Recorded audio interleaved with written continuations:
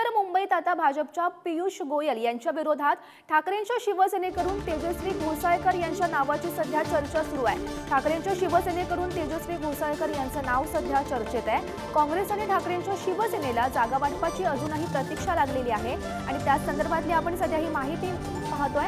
आणि उत्तर मुंबईतून तेजस्वी घोसाळकर यांना आता उमेदवारी मिळणार का हे पाहणं सुद्धा महत्त्वाचं ठरणार आहे। आणि उत्तर मुंबईत भाजपाच्या पियुष गोयल यांच्या विरोधात त्यांचं नाव आहे तेजस्वी घोसाळकर, ते चर्चेत आल्याचं सुद्धा पाहायला मिळत आहे।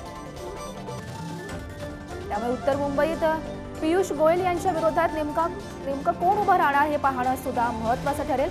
आणि या संदर्भात माहिती देत आहेत आमचे प्रतिनिधी चेतन सावंत सध्या आपल्या सोबत आहेत। चेतन, महत्त्वाची बातमी आपण पाहतोय उत्तर मुंबई संदर्भातली, ज्या ठिकाणी भाजपाच्या पियुष गोयल यांच्या विरोधात सध्या ठाकरेंच्या शिवसेनेकडून तेजस्वी घोसाळकर यांचं नाव सध्या चर्चेत आलंय।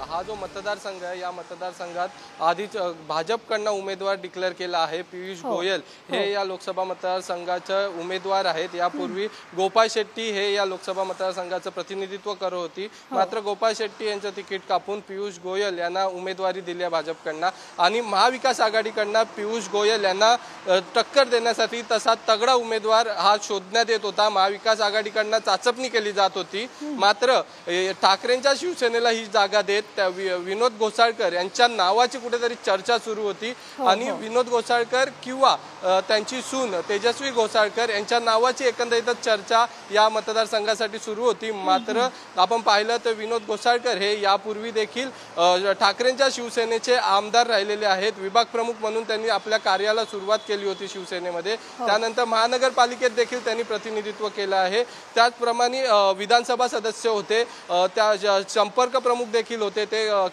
रत्नागिरी जिल्ह्याचे। त्यामुळे दांडगा असा त्यांचा जनसंपर्क आहे ठाकरेंच्या शिवसेनेत। मात्र आपण दुसरी एक बाजू पाहिली तर विनोद घोसाळकर यांचे पुत्र अभिषेक घोसाळकर यांच्या हत्येनंतर तेजस्वी घोसाळकर यांच्या मागे एक सहानुभूतीची लाट आहे आणि त्याचाच फायदा या लोकसभा निवडणुकीला होतो का हे महाविकास आघाडीकडून पाहिलं जात आहे। एकीकडे उद्धव ठाकरे यांच्या पक्षाचे उभं बंड झालं, त्या बंडानंतर उद्धव ठाकरेंच्या मागे संपूर्ण महाराष्ट्रातून एक सहानुभूतीची लाट आहे। त्याचसोबत तेजस्वी घोसाळकर यांच्या सोबत असलेली सहानुभूती हे जर समीकरण एकत्र आलं तर नक्कीच या जागेवर ठाकरेंच्या शिवसेनेचा खासदार विजयी होईल असं एक मानलं जात आहे। आणि यावरूनच या जागेवर विनोद घोसाळकर उभे राहणार की तेजस्वी घोसाळकर यांना या जागेची उमेदवारी भेटणार हे येणाऱ्या काळात स्पष्ट होणार आहे।